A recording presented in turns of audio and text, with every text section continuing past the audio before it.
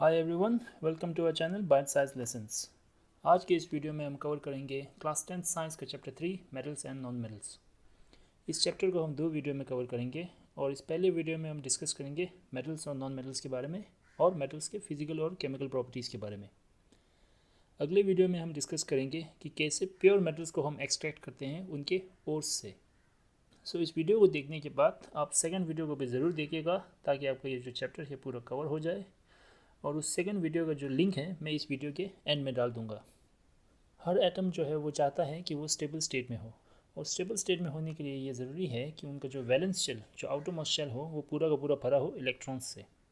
लेकिन noble gas के elements को छोड़कर बाकी सभी एलिमेंट्स के वैलेंस शेल में या तो उनके पास एक्स्ट्रा इलेक्ट्रॉन्स है या तो उनके पास इलेक्ट्रॉन्स की कमी है। सो उन एलिमेंट के एटम्स के लिए स्टेबल स्टेट पाने के लिए ये ज़रूरी है कि या तो वो अपने एक्स्ट्रा इलेक्ट्रॉन्स को लूज़ करें या फिर डोनेट करें, या फिर अपने इलेक्ट्रॉन्स को कमी को भरने के लिए दूसरे एटम्स से इलेक्ट्रॉन्स रिसीव करें, एक्सेप्ट करें। अगर हम मेटल्स की बात करें तो मेटल्स जो हैं ये वो एलिमेंट्स होते हैं जिनके एटम्स के पास अपने वैलेंस शेल में एक्स्ट्रा इलेक्ट्रॉन्स होते हैं, जिस वजह से वो रिएक्शन के दौरान एक स्टेबल मॉलिक्यूल बनाने के लिए अपने इलेक्ट्रॉन्स को, एक्स्ट्रा इलेक्ट्रॉन्स को डोनेट करते हैं। अपने इलेक्ट्रॉन्स को डोनेट करने की वजह से वो नेट पॉजिटिव चार्ज एक्वायर करते हैं। पॉजिटिव चार्ज इसलिए एक्वायर करते हैं क्योंकि जो एटम्स होते हैं, एटम्स के पास इलेक्ट्रॉन्स और प्रोटॉन्स जो है वो सेम नंबर में होता है। अगर किसी एटम के पास 8 इलेक्ट्रॉन है तो प्रोटॉन का भी 8 होगा। अब ये जो प्रोटॉन है वो पॉजिटिवली चार्ज होता है और ये जो इलेक्ट्रॉन्स होते हैं वो नेगेटिवली चार्ज होते हैं। सो अब ये जब मेटल जो है अपने इलेक्ट्रॉन्स को डोनेट करते हैं, अब उनके पास ज़्यादा प्रोटॉन्स आ गया और इलेक्ट्रॉन्स जो है वो कम है, जिस वजह से उनके पास नेट पॉजिटिव चार्ज एक्वायर करते हैं। उसी तरह अगर हम नॉन मेटल्स की बात करें तो नॉन मेटल्स जो हैं ये वो एलिमेंट्स होते हैं जिनके एटम रिएक्शन के दौरान एक स्टेबल मॉलिक्यूल बनाने के लिए अपने इलेक्ट्रॉन्स की कमी को भरने के लिए दूसरे एटम से इलेक्ट्रॉन्स एक्सेप्ट या फिर रिसीव करते हैं, जिस वजह से वो नेट नेगेटिव चार्ज एक्वायर करते हैं। क्यों?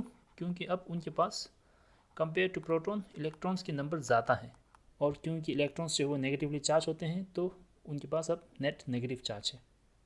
हालांकि इस चैप्टर का नाम मेटल्स एंड नॉन मेटल्स है, पर आप पाएंगे कि इस चैप्टर में सिर्फ मेटल्स पे ही फोकस किया है, नॉन मेटल्स के बारे में इतना कुछ खास डिस्कस नहीं किया गया। And the reason is, unlike metallic elements जिनके प्रॉपर्टीज़ एक दूसरे से काफ़ी सिमिलर होते हैं, नॉन मेटल्स की केस में इनके एलिमेंट्स का प्रॉपर्टीज़ जो हैं वो एक दूसरे से काफ़ी डिफरेंट है, जिस वजह से as a group non metals के प्रॉपर्टी को कैटेगराइज करना काफ़ी मुश्किल हो जाता है। सो इसलिए ये चैप्टर जो है मेनली मेटल्स पे ही फोकस्ड है।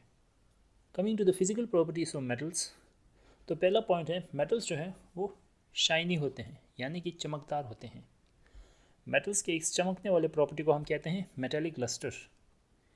सभी मेटल्स जो हैं वो चमकदार होते हैं, और अगर हम नॉन मेटल्स की बात करें तो सिर्फ आयोडीन ही एक ऐसा नॉन मेटल है जो चमकता है। Second physical properties, metals are generally hard. Metals जो है वो जनरली सख्त होते हैं, हार्ड होते हैं, लेकिन इसमें भी एक एक्सेप्शन है। सोडियम जो कि एक मेटल है, वो क्या होते हैं, वो सॉफ्ट होते हैं। सोडियम जो है वो इतना सॉफ्ट होता है कि अगर हम चाहें तो सोडियम को चाकू से भी काट सकते हैं। Third point is metals are malleable. Malleable यानी अगर हम मेटल को किसी हार्ड चीज़ से मारें तो उसको हम पतले शीट्स बना सकते हैं या फिर उसको कोई भी आकार दे सकते हैं। मेटल को किसी हार्ड चीज़ से मारने पर वो टूटता नहीं है, बल्कि वो अपना आकार बदलता है, शेप चेंज हो जाता है। इसको हम कहते हैं malleable. Fourth property is metals are ductile. Ductile यानी अगर हम मेटल्स को इनफ प्रेशर के साथ खींचें तो वो पतला वायर बनता है टूटने के बजाय। अगर हम 1 ग्राम, सिर्फ 1 ग्राम सोने को इनफ प्रेशर के साथ खींचें तो टूटने से पहले वो लगभग 2 किलोमीटर लंबा वायर बनाएगा। इस मेटल के खींचने वाले प्रॉपर्टी को हम डक्टाइल कहते हैं या फिर ductility. Fifth property is metals are good conductor of heat and electricity. Metals जो हैं वो गर्मी और इलेक्ट्रिसिटी को अच्छी तरह से कंडक्ट करता है, जिस वजह से जितने भी हमारे खाना पकाने के बर्तन होते हैं वो मेटल्स के बने होते हैं। और अगर आप बिजली के तारों को खोल के देखें तो आप पाएंगे कि उसके अंदर जो है वो वायर होता है, वो कॉपर का होता है, जो कि एक मेटल है। Six point is metals are sonorous. Sonorous यानी अगर हम मेटल को किसी सख्त चीज़ या फिर किसी हार्ड सरफेस पे मारें तो ये जो मेटल्स हैं वो साउंड प्रोड्यूस करता है। सेवेंथ पॉइंट और आखिरी पॉइंट जो है वो ये है कि metals are generally solid at room temperature. यानी कि मेटल्स जो है वो यूजुअली सॉलिड फॉर्म में पाए जाते हैं रूम टेम्परेचर पे। लेकिन इस पॉइंट में भी एक एक्सेप्शन है, और वो ये है कि मरकरी एक ऐसा मेटल है जो रूम टेम्परेचर में लिक्विड फॉर्म में पाया जाता है। और अगर हम नॉन मेटल्स की बात करें तो नॉन मेटल्स जो हैं वो रूम टेम्परेचर में यूजुअली सॉलिड नहीं तो गैसेस स्टेट में पाए जाते हैं। लेकिन नॉन मेटल्स में भी एक एक्सेप्शन है, और वो ये है कि ब्रोमीन जो एक नॉन मेटल है वो रूम टेम्परेचर में लिक्विड फॉर्म में पाया जाता है। सो ये तो कुछ physical properties of metal. Next हम डिस्कस करेंगे मेटल्स के केमिकल प्रॉपर्टी के बारे में। सो केमिकल प्रॉपर्टी में पहले हम जानेंगे कि मेटल जो है ऑक्सीजन के साथ कैसे रिएक्ट करेगा। मेटल जब ऑक्सीजन के साथ रिएक्ट करता है तो वो प्रोडक्ट में बनाता है मेटल ऑक्साइड। मेटल ऑक्साइड जो है वो ऑक्सीजन और मेटल का कंपाउंड है। एग्जांपल के तौर पे आप देख सकते हैं, हमने कॉपर लिया जो कि एक मेटल है और उसको ऑक्सीजन गैस के साथ रिएक्ट करवाया। कॉपर जब ऑक्सीजन गैस के साथ रिएक्ट करता है तो वो प्रोडक्ट में बनाता है कॉपर ऑक्साइड। कॉपर ऑक्साइड जो कि एक मेटल ऑक्साइड होता है। उसी तरह आप सेकेंड एग्जांपल में भी देख सकते हैं, हमने मेटल के तौर पे एल्यूमिनियम को लिया। एल्यूमिनियम जब ऑक्सीजन के साथ रिएक्ट करता है तो वो बनाता है एल्यूमिनियम ऑक्साइड। चैप्टर 2 में हमने सीखा था कि जब एसिड और बेस रिएक्ट करता है तो वो प्रोडक्ट में सॉल्ट और वाटर मॉलिक्यूल बनाता है। उसी तरह जब एक एसिड मेटल ऑक्साइड के साथ रिएक्ट करता है तो वो प्रोडक्ट में सेम सॉल्ट और वाटर मॉलिक्यूल बनाता है, जिससे हमें पता चला कि मेटल ऑक्साइड्स जो होते हैं वो बेसिक नेचर के होते हैं। लेकिन कुछ मेटल ऑक्साइड्स होते हैं जो दोनों एसिडिक और बेसिक प्रॉपर्टी शो करते हैं। उन मेटल ऑक्साइड्स को हम कहते हैं एम्फोटेरिक ऑक्साइड्स। एल्यूमिनियम ऑक्साइड जो है वो एक एम्फोटेरिक ऑक्साइड है। ये दोनों एसिडिक और बेसिक प्रॉपर्टी शो करता है। एल्यूमिनियम ऑक्साइड एसिड के साथ और बेस के साथ जब रिएक्ट करेगा, दोनों ही केस में वो सॉल्ट और वाटर मॉलिक्यूल बनाता है प्रोडक्ट में। जब हमने एल्यूमिनियम ऑक्साइड को हाइड्रोक्लोरिक एसिड के साथ रिएक्ट करवाया जो कि एक एसिड है, तो प्रोडक्ट में हमें मिला एल्यूमिनियम क्लोराइड, सॉल्ट और वाटर मॉलिक्यूल। और उसी तरह जब हमने एल्यूमिनियम ऑक्साइड को सोडियम हाइड्रोक्साइड जो कि एक बेस है उसके साथ रिएक्ट करवाया, तो उसने हमें प्रोडक्ट में दिया सोडियम एल्यूमिनेट सॉल्ट और वाटर मॉलिक्यूल। तो यहाँ पे आप देख सकते हैं ये जो एल्यूमिनियम ऑक्साइड जो है वो एसिड के साथ और बेस के साथ दोनों ही केस में जब रिएक्शन हुआ तो वो प्रोडक्ट में सॉल्ट और वाटर मॉलिक्यूल दे रहा है। यानी कि ये जो है एक एम्फोटेरिक ऑक्साइड है। पहले के केस में एल्यूमिनियम ऑक्साइड जो था वो बेस के तौर पे काम कर रहा था, बेसिक प्रॉपर्टी शो कर रहा था। और सेकंड के केस में एल्यूमिनियम ऑक्साइड जो है वो एसिड की तरह बिहेव कर रहा है, वो एसिडिक प्रॉपर्टी शो कर रहा है। सेकंड प्रॉपर्टी है reaction of metals with water, यानी कि मेटल जो है वो पानी के साथ कैसे रिएक्ट करेगा। जब मेटल पानी के साथ रिएक्ट करता है तो वो प्रोडक्ट में बनाता है मेटल ऑक्साइड और हाइड्रोजन गैस। अब अगर ये जो मेटल ऑक्साइड जो बना ये पानी में डिज़ोल्व नहीं करता, यानी कि वाटर इनसॉल्यूबल है, तो ये जो रिएक्शन है ये यहीं पे रुक जाएगा, मेटल ऑक्साइड के बनने पे ही रुक जाएगा। लेकिन अगर ये मेटल ऑक्साइड वाटर सॉल्यूबल है, यानी कि वाटर में डिज़ोल्व होता है, तो ये जो मेटल ऑक्साइड है वो वाटर में डिज़ोल्व होकर मेटल हाइड्रोक्साइड बनाएगा। एग्जाम्पल के तौर पे आप देख सकते हैं, इस पहले रिएक्शन में हमने मेटल के तौर पे पोटेशियम को लिया और उसको वाटर के साथ रिएक्ट किया। तो जब पोटेशियम ने वाटर के साथ रिएक्ट किया तो उसने मेटल ऑक्साइड बनाया जो है पोटेशियम ऑक्साइड। लेकिन क्योंकि ये पोटेशियम ऑक्साइड जो था वाटर सोल्यूबल है, तो ये क्या हुआ, पानी में डिज़ोल्व हो गया और ये बन गया पोटेशियम हाइड्रोक्साइड जो कि एक मेटल हाइड्रोक्साइड है। तो पोटेशियम हाइड्रोक्साइड बना और हाइड्रोजन गैस। और ये जो मेटल और वाटर के बीच का जो रिएक्शन है ये एक्सोथर्मिक रिएक्शन है, जिस वजह से हीट प्रोड्यूस हुआ।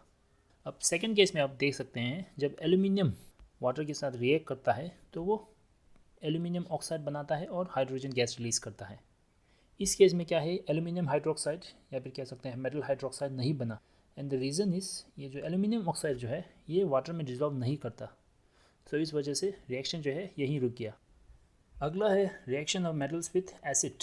सो चैप्टर 2 में हमने जाना था कि जब मेटल और एसिड आपस में रिएक्ट करते हैं तो वो प्रोडक्ट में सॉल्ट और हाइड्रोजन गैस बनाता है।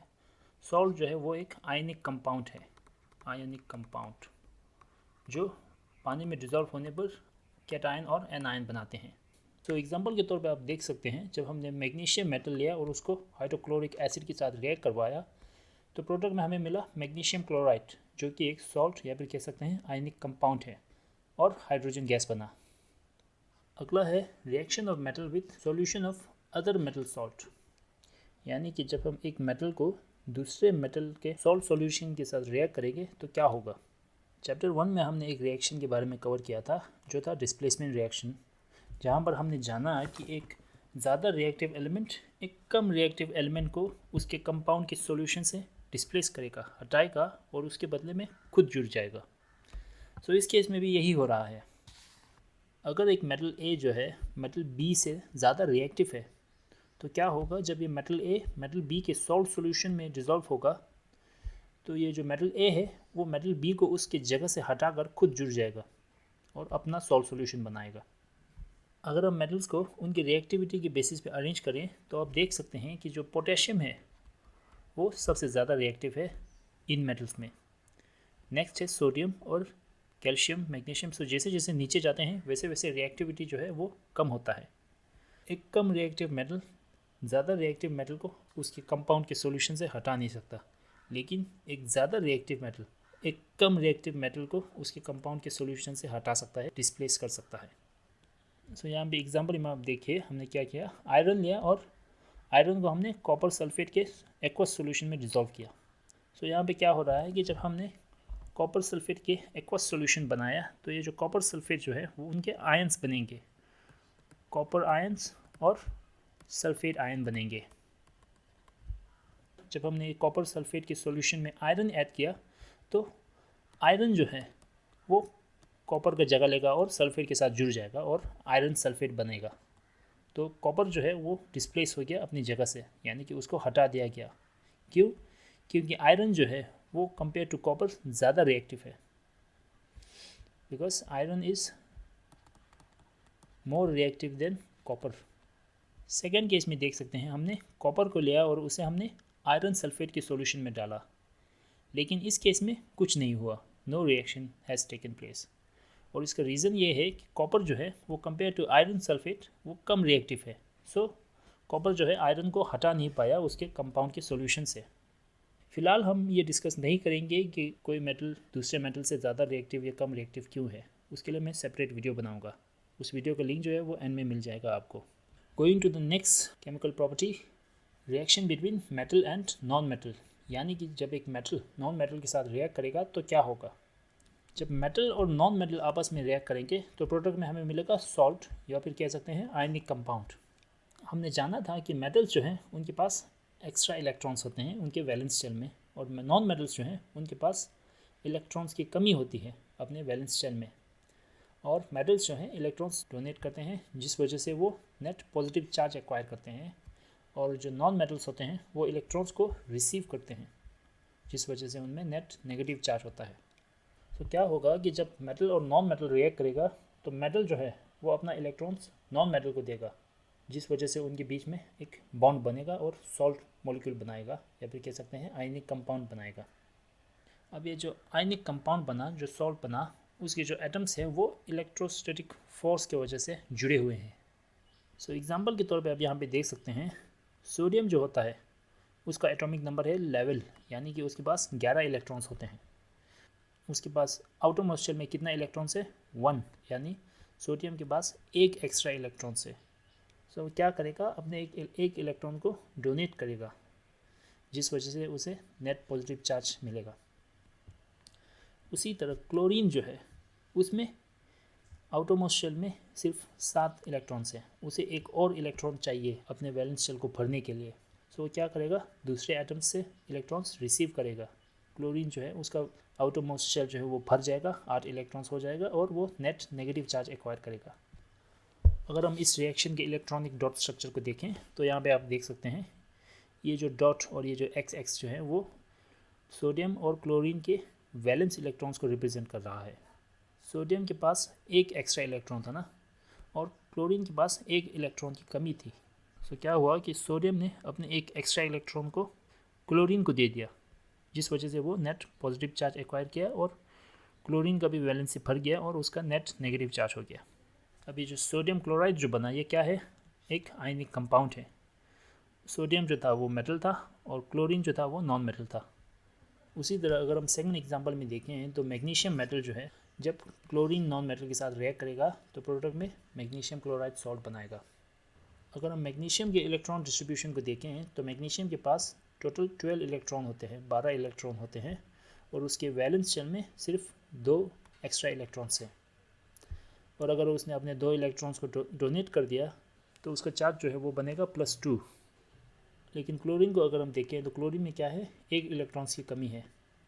सो इस केस में क्या हो रहा है कि मैग्नीशियम के पास 2 एक्स्ट्रा इलेक्ट्रॉन्स हैं, लेकिन क्लोरीन एटम जो है वो सिर्फ एक ही इलेक्ट्रॉन को रिसीव कर सकता है। सो क्या हुआ, मैग्नीशियम ने अपने 2 इलेक्ट्रॉन्स को 2 सेपरेट क्लोरीन एटम को एक एक करके डिस्ट्रीब्यूट किया। सो प्रोडक्ट जो बना वो है मैग्नीशियम क्लोराइड MgCl2। अगर हम आयनिक कंपाउंड की प्रॉपर्टीज़ के बारे में बात करें तो आयनिक कंपाउंड जो होते हैं वो सॉलिड फॉर्म में होते हैं, हार्ड होते हैं और ब्रिटल होते हैं। ब्रिटल यानी अगर हम उसे किसी सख्त चीज़ से बांधें तो वो टूट जाता है। वो मेटल की तरह मैलिएबल नहीं होता, वो आकार नहीं बदलता, बल्कि वो टूट जाता है। आयनिक कंपाउंड या जो सॉल्ट होते हैं उसका मेल्टिंग और बॉइलिंग पॉइंट जो है वो हाई होता है। और आखिर में ये जो आयनिक कंपाउंड्स है वो जब सॉलिड फॉर्म में होते हैं, ये जो सॉल्ट्स जो सॉलिड फॉर्म में होते हैं तो वो इलेक्ट्रिसिटी कंडक्ट नहीं करते। लेकिन जब हम सॉल्ट को पानी में डिज़ोल्व करते हैं और उसका जब एक्वस सॉल्यूशन बनता है तब वो इलेक्ट्रिसिटी कंडक्ट करता है, क्योंकि जब हम सॉल्ट को डिज़ोल्व करते हैं तो वो आयंस बनाता है। अगर हम मैग्नीशियम क्लोराइड का एग्जांपल लें तो जब हम मैग्नीशियम क्लोराइड को पानी में डिज़ोल्व करेंगे तो मैग्नीशियम का आयन और क्लोराइड का आयन बनेगा, जहाँ पर मैग्नीशियम जो होगा वो कैटायन होगा और क्लोराइड जो होगा वो एनायन होगा। सो इसी के साथ ये जो पहला वीडियो जो है वो ख़त्म होता है। मेटल एंड नॉन मेटल के ऊपर सेकंड वीडियो में हम डिस्कस करेंगे कि कैसे हम प्योर मेटल को एक्सट्रैक्ट करते हैं उनके ओर्स से। सो उस वीडियो को ज़रूर देखिएगा। अगर आपको ये वीडियो अच्छा लगा तो लाइक कीजिए, सब्सक्राइब कीजिए। इसी के साथ thanks for watching and good bye.